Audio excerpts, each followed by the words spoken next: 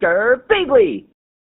Hey there guys and gals, it's Girbeagly with another episode of Askbeagly, and I'm really excited to do this episode because you guys gave me so many freaking questions to pick from, and I was able to go through and get a really big number of them. This time I'm probably going to concentrate a little bit more on Twitter questions because I got so many more over on Twitter than I did on YouTube, so we're going to go through those real quick here. JazzyM asks, if you could live with any YouTuber ever, who would it be, but you have to live with them for the rest of your life? As far as YouTubers that I'd be comfortable living with, it'd probably be a toss-up between my buddies Fynnpire, Best at Nothing, and Joey the Anime Man.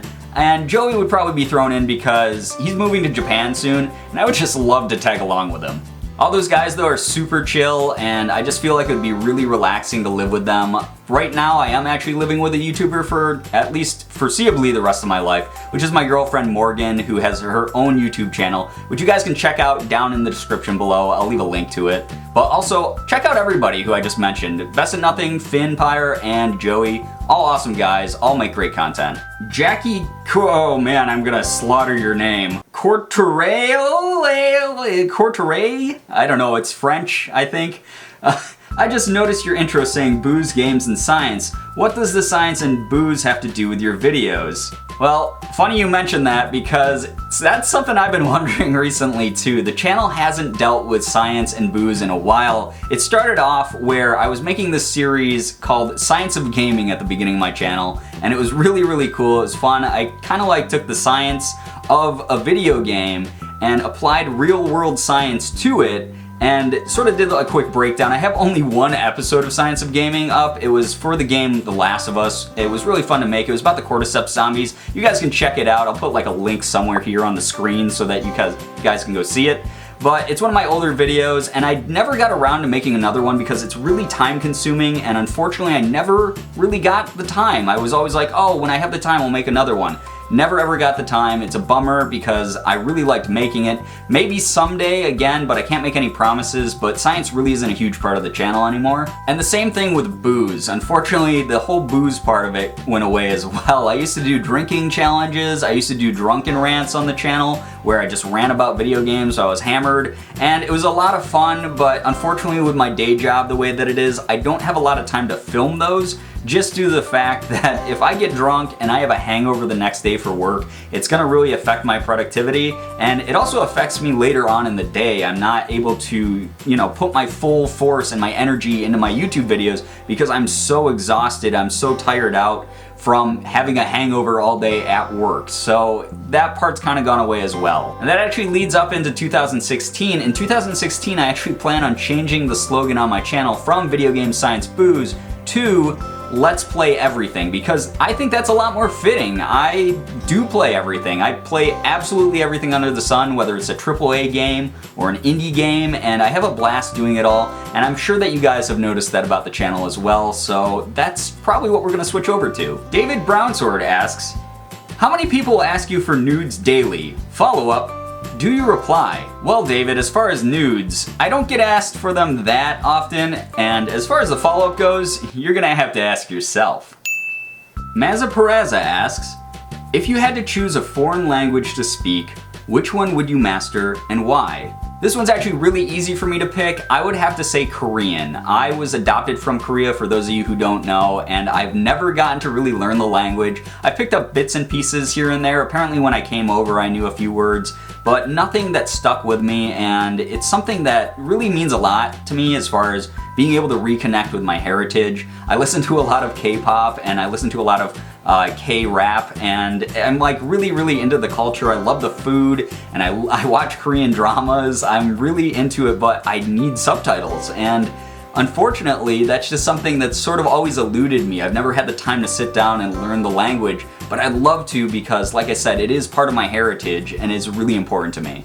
Jamie Barnett asks, how did you and Fynnpire meet? It's funny you ask this because I was actually just telling Finn the story of how I discovered his channel the other day when we were playing some Black Desert together. I'd actually heard of Finn's channel from my buddy Matt's channel, Matt Shea. He gave him a shout out, and I was like, who the heck is this guy? Why is he getting so much praise? And I clicked on over to his channel, and I was like really wowed by his presentation at first. For those of you who have never checked out Fynn's channel, his thumbnails are just ridiculous. They're so freaking good, and they're just mind-bogglingly awesome, and I don't know, he's a really talented designer, and you really have to check it out yourselves to see.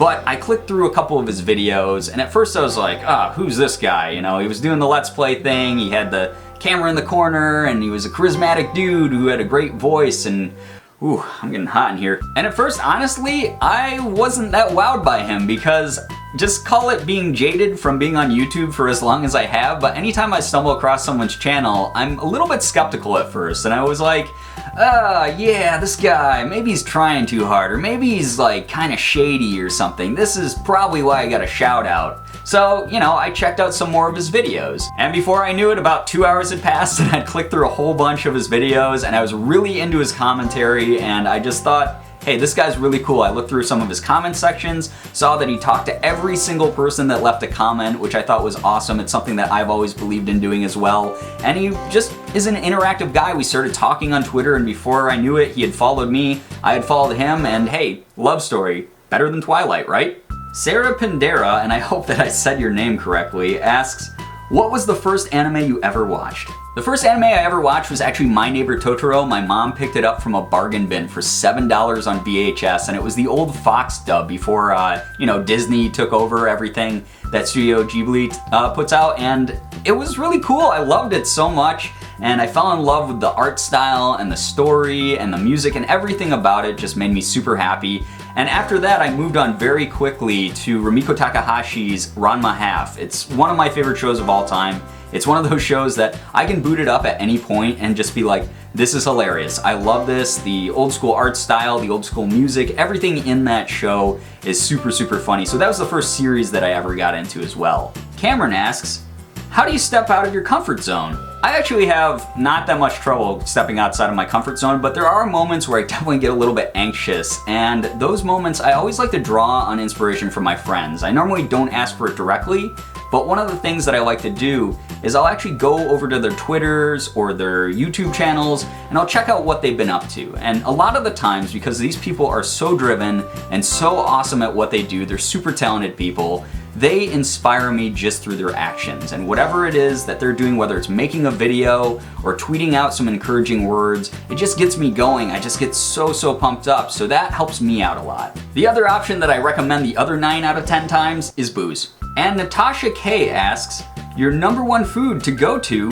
when depressed? It's booze. It's always booze. It's always booze. And that wraps it up for this episode of Askbeagly, guys. I had a ton of fun answering your questions this time around. It was amazing to see how many questions poured in. It was really overwhelming, honestly. I've never ever had this many questions come in, so thank you guys for that. And I'm very sorry I didn't get around to all of them, but I will try to get to more next episode as well. If you guys want an opportunity to have your questions featured in the next episode, please be sure to leave a comment down below in the comments section, or shoot me a tweet over on Twitter with the hashtag Askbeagly, and I'll be more than glad to look through those. Anyway, guys, that's gonna be it for this one. If you enjoyed it, please be sure to hit the like button, share the video, and favorite it. Also be sure to subscribe to me if you guys haven't already. For those of you who have, thank you so much for all of your support.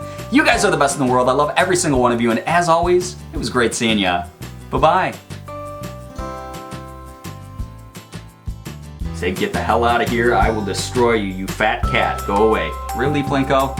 Really, buddy?